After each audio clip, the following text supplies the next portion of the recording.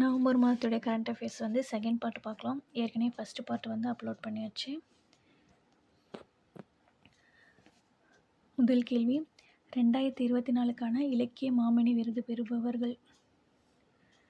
Answer, தே. ஞானசுந்தரம் அவர்களுக்கு வந்து மரபு தமிழ்லையும், ரா. காமராசு அவர்களுக்கு ஆய்வு தமிழ்லையும், கா. சோமசுந்தரம் அவர்களுக்கு படைப்பு தமிழ்லையும் விருது வழங்கியிருக்காங்க. இந்த இலக்கிய மாமணி விருது அப்படின்னு பார்த்திங்கன்னா 2021ஆம் ஆண்டுலேருந்து பார்த்திங்கன்னா சிறப்பாக இலக்கியத்தில் வந்து வளம் சேர்ப்பவர்களுக்கு வந்து தமிழறிஞர்களுக்கு விருது வழங்கிட்டு இருக்காங்க. ஸோ வருஷம் வந்து 3 அறிஞர்களுக்கு இந்த மரபுத்தமிழ், ஆய்வுத்தமிழ், படைப்புத்தமிழ் வகைப்பாட்டில் வந்து இலக்கிய மாமணி விருது வழங்குறாங்க. இது எப்போ ஸ்டார்ட் பண்ணாங்கன்னா 2021ஆம் ஆண்டு கலைஞர் பிறந்த நாள்லேருந்து கொடுத்துட்டு வராங்க. ஸோ இந்த வருஷம் வந்து இலக்கிய மாமணி விருது பெறுபவர்கள் இவங்கெல்லாம்: ஞானசுந்தரம், ரா. காமராசு, கா. சோமசுந்தரம். ஸோ ஃபஸ்ட்டு கொஷின், 2024க்கான இலக்கிய மாமணி விருது பெறுபவர்கள்: தே. ஞானசுந்தரம் மரபு தமிழில், ரா. காமராசு ஆய்வு தமிழில், கா. சோமசுந்தரம் படைப்பு தமிழில். செகண்ட் கொஷின், மக்களை தேடி மருத்துவ திட்டம் தொடங்கப்பட்ட நாள். Answer, August 5, 2021. இந்த மக்களை தேடி மருத்துவ திட்டம்னா என்ன அப்படின்னா, வந்து மக்கள் வாழ்கிற வீடுகளுக்கே சென்று அவங்களுக்கு வந்து அவங்களோட சுகர் எப்படி இருக்குது, பிளட் ப்ரெஷர் லெவல் எப்படி இருக்குது அப்படின்னு செக் பண்ணி அவங்களுக்கு மருத்துவ ஆலோசனை வழங்கி மருந்துகள் கொடுத்துட்டு வராங்க. ஸோ குறிப்பாக கிராமங்களில் வந்து இதை அதிக அளவு செயல்படுத்திட்டு வராங்க. ஸோ அந்த திட்டம் வந்து இப்போ ஐநாவே வந்து இந்த திட்டத்தை விருது கொடுத்துருக்காங்க.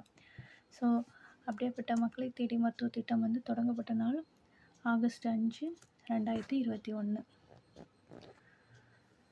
தேர்ட் கொஷின், மக்கள் நல்வாழ்வுத்துறை எண். ஆன்சர், 104. இது 104 வந்து பார்த்திங்கன்னா ஹெல்ப்லைன் நம்பர். இப்போ வந்து மக்களுக்கு வந்து அவங்களோட உடல் நலத்தை பற்றி ஆலோசனை பண்ணுகிறதுக்கும் அவங்களோட மருந்துகளோட குறைபாடுகளை பற்றி கேட்குறதும் அந்த ஹெல்ப்லைன் நம்பர் வந்து என்னன்னு பார்த்தீங்கன்னா 104. இது 24 மணி நேரமும் வந்து ஃப்ரீயாக வந்து இந்த சேவை வந்து நடத்திட்டுருக்காங்க. ஃபோர்த்து கொஷின் வந்து, டெல்டா பாசன பகுதியாக தொடர உள்ள வட்டம் எது? ஆன்சர், ஸ்ரீமுஷ்ணம். அதாவது ஏற்கனவே ஸ்ரீமுஷ்ணம் வந்து டெல்டா பாசன பகுதியாக தான் இருந்திருக்கு. அது வந்து இன்னமும் வந்து தொடரும் அப்படின்னு சொல்லி அறிவிச்சிருக்காங்க. டெல்டா பாசன பகுதியாக இருந்துச்சுன்னா இது வந்து காவிரி டெல்டா பகுதியாக இருக்கிறவங்களுக்கு வந்து சிறப்பு திட்டங்கள் வந்து கொடுத்துட்டு வராங்க. ஸோ அந்த பயனெல்லாம் வந்து ஸ்ரீமுஷ்ணத்தில் உள்ள கிராமங்களும் வந்து பெறும். அதான். ஃபிஃப்த்து கொஷின் வந்து, வணக்கம் வள்ளுவன் நூலுக்காக 2004 சாகித்ய அகாடமி விருது பெற்ற மறைந்த எழுத்தாளர் யார்? ஆன்சர், ஈரோடு தமிழன்பன். ஈரோடு தமிழன்பன் அவர்கள் வந்து நவம்பர் 2025 இறந்துட்டாங்க. ஸோ அவங்க வந்து ஒரு சிறந்த வந்து கவிஞர். அவர் எழுதிய அந்த வணக்கம் வள்ளுவன் நூலுக்காக வந்து சாகித்ய அகாடமி கொடுத்துருக்காங்க. எந்த ஆண்டுனா 2004. அவர் வணக்கம் வள்ளுவன் நூல் எந்த ஆண்டு எழுதினார்னா 2000 எழுதியிருக்காரு. ஸோ அதான். ஃபிஃப்த்து கொஷின், வணக்கம் வள்ளுவன் நூலுக்காக 2004 சாகித்ய அகாடமி விருது பெற்ற மறைந்த எழுத்தாளர் யாருன்னா ஈரோடு தமிழன்பன். உலகத்தரத்தில் செம்மொழி பூங்கா எங்கு திறக்கப்பட்டுள்ளது? ஆன்சர், கோவை காந்திபுரம் மத்திய சிறைச்சாலை வளாகம். அதாவது 2010 உலகத்தமிழ் செம்மொழி மாநாடு நடக்கப்போகுது. அப்போ சிஎம்மாக இருந்த கருணாநிதி என்ன சொன்னாங்கன்னா, கோவையில் வந்து செம்மொழி பூங்கா அமைக்கப்படும் அப்படின்னு சொல்லியிருக்காங்க. ஸோ அதுக்கப்புறம் 2011 ஆட்சி மாறினதுனால இந்த திட்டம் வந்து செயல்படுத்த முடியல. ஸோ 2021 ஸ்டாலின் அவர்கள் வந்ததுக்கப்புறம் இத்திட்டத்தை செயல்படுத்த ஆரம்பிச்சிட்டாங்க. இப்போ வந்து அது பொதுமக்கள் பயன்பாட்டுக்கு திறந்து வச்சிட்டாங்க 2025ஆம் வருடம்.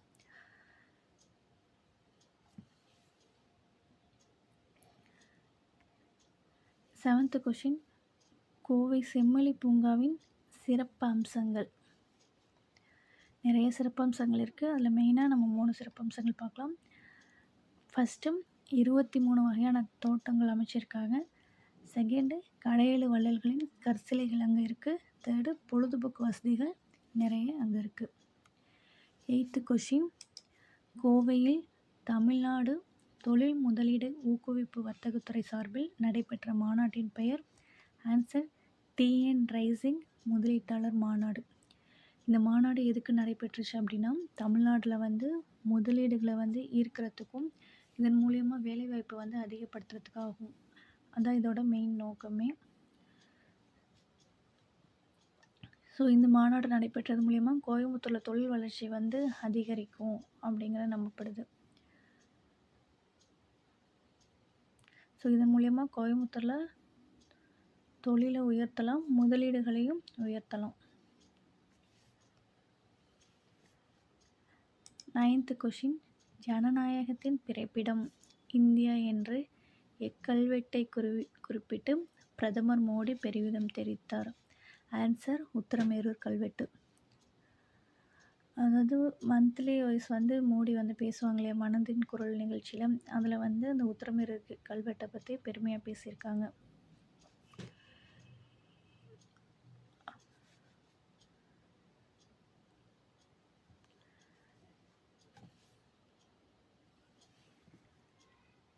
டென்த்து கொஷின், எந்தெந்த சட்டங்களில் திருத்தம் தேவை என முதல்வர் மு.க.ஸ்டாலின் பிரதமர் மோடிக்கு வந்து கடிதம் எழுதியுள்ளார் அப்படின்னா, ஆன்சர் ஃபஸ்ட்டு இலவசம் மற்றும் கட்டாய கல்வி உரிமை சட்டம் 2009, செகண்ட் சட்டம் வந்து தேசிய ஆசிரியர் கல்வி குழும சட்டம் 1993.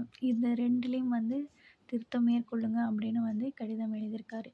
எதனால் அப்படின்னா, இந்த டெட்டு தேர்வில் வந்து பாஸ் ஆகாமல் ஜாயின் பண்ணியிருப்பாங்க இல்லையா ஆசிரியர்கள்லாம், முன்னாடி ஜாயின் பண்ணவங்களாம் டெட்டு தேர்வில் வந்து பாஸ் ஆகியிருக்க மாட்டாங்க. ஸோ அவங்களாம் வந்து பாஸ் ஆகணும் அப்படின்னு சொல்லிட்டு உத்தரவு பிறப்பிச்சிருக்காங்க. அப்புறம் வந்து 5 இயர்ஸ்க்குள்ளார எக்ஸ்பீரியன்ஸ் இருக்கவங்களும் வந்து சீக்கிரமாக வந்து டெட்டு வந்து பாஸ் பண்ணணும். அப்படி பாஸ் பண்ணலைன்னா அவங்களுக்கு வந்து ப்ரொமோஷன் கிடைக்காதுன்னு சொல்லிட்டு தீர்ப்பு வழங்கியிருக்காங்க. ஸோ இதெல்லாம் வந்து ஆசிரியர்களை பாதிக்கும், அதன் மூலயமா வந்து படிக்கிற குழந்தைங்களையும் பாதிக்கும்னு சொல்லிட்டு இந்த 2 சட்டங்கள்லேயும் வந்து திருத்தம் மேற்கொள்ளுங்க அப்படின்னு ஸ்டாலின் வந்து மோடிக்கு வந்து கடிதம் எழுதியிருக்காங்க. ஸோ இலவசம் மற்றும் கட்டாய கல்வி உரிமை சட்டம் 2009 மற்றும் தேசிய ஆசிரியர் கல்வி குழும சட்டம் 1993. இது ஃபஸ்ட்டு ஆர்டிஇ சட்டம் வந்து பிரிவு வந்து பார்த்திங்கன்னா 23. இந்த என்சிடிஇ இந்த சட்டத்தோட பிரிவு வந்து 12A. 11th கொஷின், பெருநிறுவனங்களும் முன்னாள் மாணவர்களும் நிதி உதவி அளித்து பள்ளிகளின் உள்கட்டமைப்பை மேம்படுத்த உதவும் திட்டம். ஆன்சர் நம்ம ஸ்கூல் நம்ம ஊர் பள்ளி திட்டம். ஸோ இவங்கெல்லாம் வந்து டொனேட் பண்ணுறது மூலயமா நம்ம பள்ளியோட உள்கட்டமைப்பு இன்ஃப்ராஸ்ட்ரக்சரை மேம்படுத்தலாம். இன்னும் நிறைய இதுக்கு நம்ம யூஸ் பண்ணிக்கலாம். அரசு வந்து பள்ளிகளுக்கு வந்து இது ரொம்ப ஹெல்ப்ஃபுல்லாக இருக்கும் அப்படின்னு டொனேட் பண்ண சொல்லியிருக்காங்க. 12th கொஷின், பாரத சாரணர் மற்றும் வழிகாட்டிகள் இயக்கத்திற்கு மிகச்சிறந்த சேவையாற்றியதற்காக வெள்ளி யானை விருது பெற்றவர். ஆன்சர் அன்பில் மகேஷ். இவர் வந்து யாருன்னா பள்ளிக்கல்வித்துறை அமைச்சர்.